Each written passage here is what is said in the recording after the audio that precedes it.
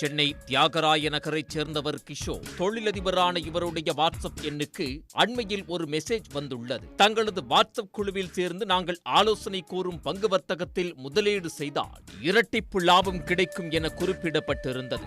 இதனை உண்மை என நம்பிய கிஷோர் அதிக லாபம் தரும் பங்கு வர்த்தக வலைதளத்தில் சேருவதற்காக அந்த வாட்ஸ்அப் குழுவில் சேர்ந்துள்ளார். பின்னர் அந்த நபர்கள் அனுப்பிய லிங்க் மூலமாக ஆன்லைன் பங்கு வர்த்தக வலைதளத்தில் கிளிக் செய்து பல்வேறு வங்கி கணக்குகளுக்கு ரூபாய் 2,26,00,000 பணம் அனுப்பியுள்ளார். நாட்கள் கடந்திருக்கிறது, ஆனால் லாபம் எதுவும் வரவில்லை. இதனால் கடுப்பான கிஷோர் லிங்க் அனுப்பிய நபர்களை தொடர்பு கொள்ள முயன்றுள்ளார். ஆனால் அவர்களை தொடர்பு கொள்ள முடியவில்லை. அதோடு அவர் முதலீடு செய்த பணத்தையும் மீட்க முயன்றுள்ளார். அதுவும் நடக்கவில்லை. தான் ஏமாற்றப்பட்டதை உணர்ந்த கிஷோர் சென்னை மத்திய குற்றப்பிரிவில் உள்ள சைபர் கிரைம் போலீசாரிடம் புகார் அளித்துள்ளார். இச்சம்பவம் தொடர்பாக வழக்கு பதிவு செய்த போலீசார் விசாரணையை தொடங்கியிருக்கிறார்கள். முதல் கட்டமாக கிஷோர் பணம் அனுப்பிய வங்கிக் கணக்குகளை ட்ரேஸ் செய்திருக்கிறார்கள். அதன் மூலம் திருநெல்வேலி தென்காசி பகுதியைச் சேர்ந்த சத்தியநாராயணன், மணிவேல், ரோஷன், சிம்சன் செல்லதுரை ஆகிய 4 பேரை பிடித்து விசாரித்துள்ளனர். அதில்தான் வெளிநாட்டில் இருந்து கொண்டு மோசடியில் ஈடுபட்டு வரும் கும்பலை பற்றிய அதிர்ச்சி தகவல்கள் தெரிய வந்துள்ளது. கைது செய்யப்பட்ட இந்த 4 பேரும் வெறும் அம்புகள்தான். இவர்களை எய்தவர்கள் வெளிநாட்டில் உள்ளனர். குறைந்த முதலீட்டில் அதிக லாபம் ஈட்ட வேண்டும், ஆன்லைன் வர்த்தகத்தில் உடனே பணம் சம்பாதிக்க வேண்டும் என வெறியோடு இருப்பவர்கள்தான் இந்த மோசடி கும்பலின் டார்கெட். ஃபேஸ்புக், இன்ஸ்டாகிராம், யூடியூப் போன்ற சமூக ஊடகங்களில் கவர்ச்சிகரமான முதலீட்டு விளம்பரங்களை இந்த கும்பல் செய்தபடியே இருக்கும். அந்த ஏமாற்று வலையில் சிக்குபவர்களுக்கு வெளிநாட்டில் இருந்தபடியே வாட்ஸ்அப்பில் லிங்க் அனுப்பி பணத்தை முதலீடு செய்ய சொல்லுவார்கள்.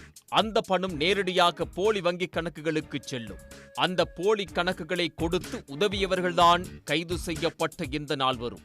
தங்களுடைய கமிஷன் தொகையை எடுத்துக்கொண்டு மீதி பணத்தை இந்த நால்வரும் வெளிநாட்டில் இருக்கும் மோசடிக்காரர்களுக்கு அனுப்பிவிடுவார்கள்.